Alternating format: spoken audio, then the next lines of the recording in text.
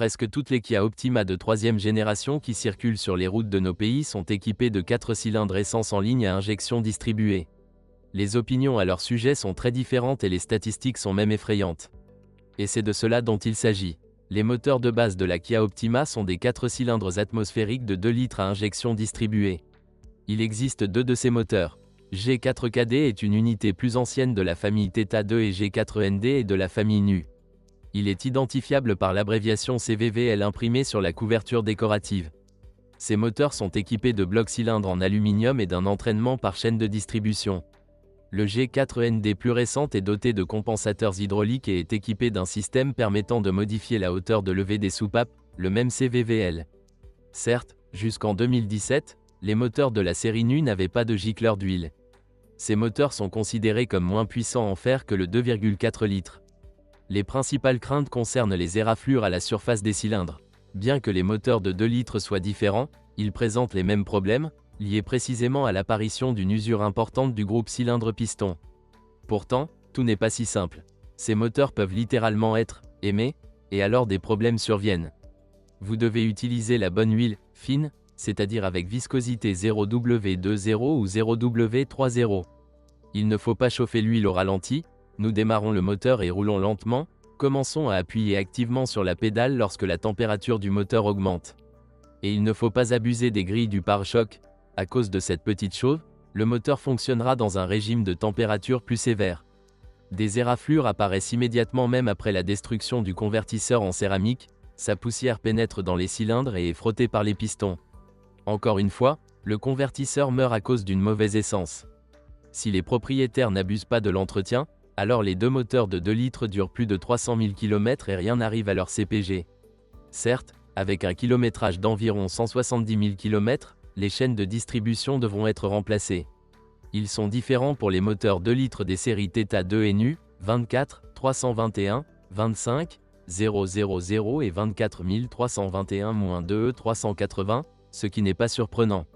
Rappelons également que jusqu'en 2014, les moteurs G4ND faisaient également tourner les roulements. L'usine a mis à jour les roulements de bielle, 235 102.001 ou 235 102.051, pour garantir que ce problème ne se produise plus. 2.4 MPI 180 chevaux G4KE. 2.4 GDI 188 chevaux G4KJ. Les moteurs de 2,4 litres de cette Kia Optima étaient d'abord à injection distribuée, puis à injection directe. Ce furent les premiers qui devinrent célèbres pour faire tourner les coussinets de bielle, généralement du 3e cylindre, et soulever les tourillons de vilebrequin correspondants. Tout cela est généralement inhérent au moteur G4KE, c'est-à-dire à injection distribuée, produite avant l'année modèle 2015.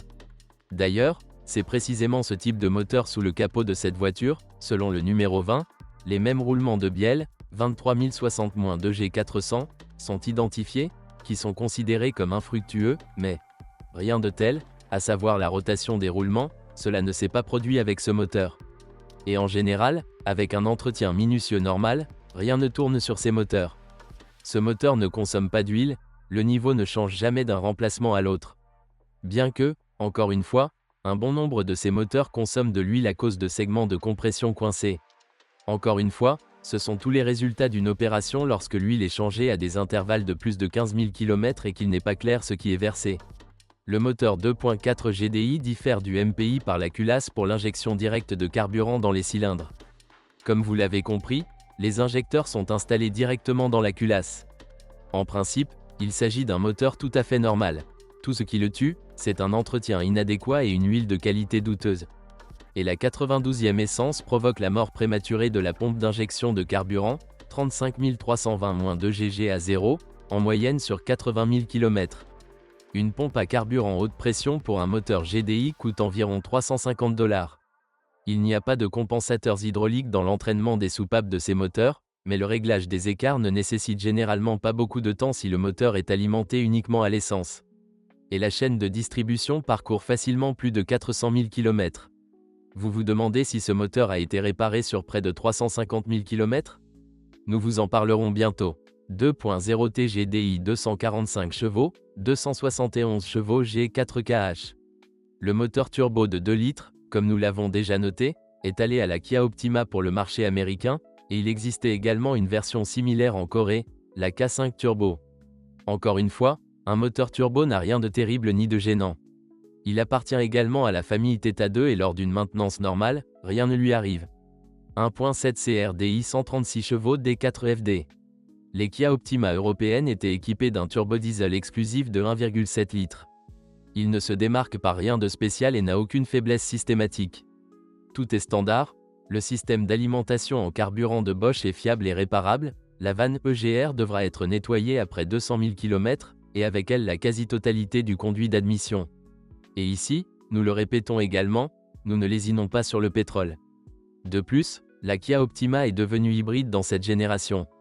Selon le marché lait ou les États-Unis, la centrale hybride peut être basée soit sur un moteur de la série NU de 2 litres, soit sur une famille Theta 2 de 2,4 litres. 6.5. Transmission manuelle M6 CF3. La Kia Optima équipée de moteur de 2 litres peut être commandée avec une boîte à 6 vitesses. Mécanique, et c'est loin d'être la boîte de vitesse coréenne M6 CF3 la plus aboutie. Avant 2017, elle craquait souvent et hésitait à enclencher la 3e vitesse à cause de la bague de verrouillage de 3e vitesse en plastique. Par conséquent, cette transmission était souvent envoyée en révision après un kilométrage de 150 000 km. La durée de vie est la même et encore plus modeste pour la butée de débrayage et les câbles des culbuteurs. Transmission automatique. 6.5. Boîte automatique à 6 MF1, à 6 LF1. Avec une transmission automatique à 6 vitesses, il y a beaucoup moins de problèmes, même si cette transmission s'est débarrassée de ses faiblesses inhérentes jusqu'en 2013. En pratique, il s'avère que toutes les transmissions automatiques de l'Optima ont été réparées ou ont déjà quitté la chaîne de montage avec les défauts éliminés. Certes, leur différentiel est plutôt faible, mais cela s'applique aux multisegments à traction intégrale qui utilisent exactement la même transmission automatique. Dans le cas d'un entraînement unique, la rupture des cannelures du boîtier de différentiel peut être obtenue à la suite de glissements longs. En cas de problème majeur, des erreurs dans les composants électriques de cette transmission apparaissent du fait du capteur de température ATF et du faisceau électrique. La transmission des versions avec moteur 2.0 turbo mérite une mention particulière. Le différentiel de ces machines, ainsi que l'arbre intermédiaire, 49560D4350, et l'entraînement droit, 49501D4250, peuvent être laissés sans cannelure. Les cannelures différentielles quittent le chat en raison d'une accélération trop active avec un glissement fou. Les cannelures d'entraînement rouillent simplement et se transforment en poussière. Le fait est que sur le côté droit de l'arbre intermédiaire se trouve une jante en acier, semblable à un joint d'huile. Il se déforme simplement, se plie, puis l'humidité de la route commence à voler en dessous. En conséquence, les cannelures externes de cet arbre et les cannelures internes de l'entraînement droit se corrodent. Ils doivent être traités avec un lubrifiant qui les protégera de la corrosion. Il y a souvent des plaintes concernant la crémaillère de direction Kia Optima, elle commence à cogner, il y a du jeu dans la crémaillère elle-même, c'est-à-dire arbre de transmission. Sur de nombreuses Optima, la crémaillère de direction a été remplacée sous garantie, ainsi que son moteur électrique en raison de l'usure des roulements. Étonnamment, aujourd'hui, sans problème ou sur commande avec un court délai d'attente, vous pouvez acheter une crémaillère de direction entièrement neuve et originale pour 230 à 260 $, 56 500 moins 2 tomes 100 FFF. En général, la crémaillère de direction est entièrement réparable, généralement les bagues le long desquelles coulisse l'arbre s'usent simplement. Bien sûr, tout peut être pire si l'eau et la saleté pénètrent à l'intérieur par les entères déchirées. La suspension de la Kia Optima est généralement très durable, et cette voiture en particulier confirme cette affirmation. Ici, nous avons dû changer les ressorts avant parce que l'un d'eux a éclaté récemment, à 320 000 km. Tout le reste est encore d'usine. Cela se produit si le propriétaire conduit prudemment et que les routes sont généralement lisses. Les jantes de force, 54840C1000, du stabilisateur avant ont ici été remplacées 2 fois, en 10 ans, rappelons-le. Les stands originaux se vendent 22 $. Les bras de suspension avant, 54501C1000, peuvent être achetés assemblés, car le prix de l'original n'est pas mauvais, environ 120 $. Ou vous pouvez acheter des blocs silencieux d'origine, 54551C1000, 54584C1000, ils coûtent entre 6 et 9 $. Les rotules boulonnés, 54530C1100, sont faciles à remplacer et celles d'origine coûtent environ 35 $. Les rotules de cette voiture ont été remplacées une fois. Les blocs silencieux n'ont pas encore été changés ni à l'avant ni à l'arrière. Les amortisseurs avant, mais uniquement ceux avant, ont dû être remplacés à 300 000 km, car ils ont commencé à frapper. Les jambes de force d'amortisseur avant d'origine, 54660D4590, coûtent environ $180, et il existe très peu de remplacements analogiques. Il n'existe aujourd'hui que $60 d'options et leur qualité n'est pas impressionnante. L'un des ressorts avant s'est cassé à 320 000 km. À cette époque, les deux roulements de roues avant ont commencé à bourdonner de manière synchrone et ont été remplacés. Les moyeux d'origine, 51750C1000, se vendent aujourd'hui $170 et les remplacements de haute qualité ne sont pas beaucoup moins chers. Tout dans la suspension arrière est d'origine, silent block, ressort et amortisseur. J'ai seulement eu à changer les boulons de carrossage, 55260C1000, qui étaient sérieusement aigris, car la suspension arrière n'a nécessité aucune attention ni aucun réglage des angles d'alignement des roues depuis des années. Comme vous pouvez le constater, il y a 4 leviers pour chaque roue. Littéralement, tous les blocs silencieux d'origine peuvent être achetés séparément. Les blocs silencieux d'origine au bas des tourillons, 55130-4D000 et 52740C1100, coûtent entre 15 et $20. Les lourdes bagues de bras oscillants avant, 55290C2200, coûteront $80. Tous les autres blocs silencieux pour triangle coûtent entre 15 et $25. Le kilométrage de cette Kia Optima est aujourd'hui de 345 000 km. La voiture est sortie en mars 2013, dans la configuration maximale de pré-restylage. Il a été acheté auprès d'un concessionnaire Kia avec un kilométrage de 13 000 km auprès d'une flotte d'essai. Depuis, le propriétaire n'a pas changé. Alors, que fallait-il changer et réparer? La première panne a été réparée sous garantie par un concessionnaire de Smolensk, après 120 000 km. La première sonde lambda a été remplacée et le même jour, les garnitures décoratives entre les vitres latérales les plus arrière et les vitres de porte ont été remplacées. De la corrosion est apparue dessus et le revêtement a commencé à se décoller. Comme vous pouvez le constater, aujourd'hui encore, ils n'ont pas l'air très soignés, ils ont acquis cette apparence sur 240 000 km. Passons au moteur, jusqu'à 300 000 km, le propriétaire changeait l'huile tous les 15 000 km, désormais il la change tous les 10 000 km. Huile moteur d'une viscosité de 5W30. La marque d'huile est la même toutes ces années, et elle n'est pas très connue, nous ne la nommerons pas. Laissez-nous entendre que l'huile utilisée par le propriétaire est mise en bouteille en Pologne. Bien entendu, les filtres et les bougies d'allumage sont remplacés. Le carburant est uniquement de l'essence AI95. Et à quel résultat cela a-t-il abouti? À environ 320 000 km, le générateur a été réparé. C'est tout, rien d'autre n'a été réparé sous le capot. Le moteur est d'origine, avec la chaîne d'origine, le catalyseur vient d'usine, c'est-à-dire en place et non découpé. Par ailleurs, on note qu'il n'y a pas de grillage dans la prise d'air devant le radiateur. Et le propriétaire ne fait jamais chauffer le moteur avant un voyage, il le démarre et roule immédiatement lentement. Le propriétaire a changé l'huile de la transmission automatique une fois, à 120 000 km. Il veut encore le changer. Il n'y a aucune plainte concernant le fonctionnement de la machine automatique. Il y a environ 2 ans, le réservoir de carburant a commencé à se creuser, il est en plastique et usé par le sable et la saleté accumulée sous l'une des courroies en acier sur lesquelles il est suspendu. Le réservoir a été réparé dans un atelier spécialisé et il n'y a plus de fuite depuis. Aujourd'hui, les bidons arrière du silencieux semblent sans importance, ils sont corrodés, mais pas encore complètement corrodés. Ils devront probablement être remplacés au cours de la prochaine année. Commençons par le corps, et ici Optima est en parfait état. En général, cette voiture est dans sa peinture d'origine. Aucun élément de carrosserie n'a été peint. Il y a une puce sur le capot qui est apparue littéralement au cours des 10 000 premiers kilomètres.